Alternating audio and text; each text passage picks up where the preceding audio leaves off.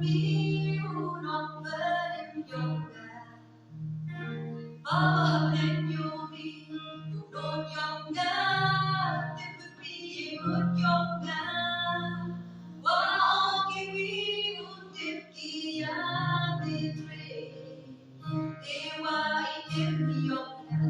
Kumari gam chinchin Chimlai Ying mi yoga Yoman ko sakya Kambalu sa Trapole Ying mong yomi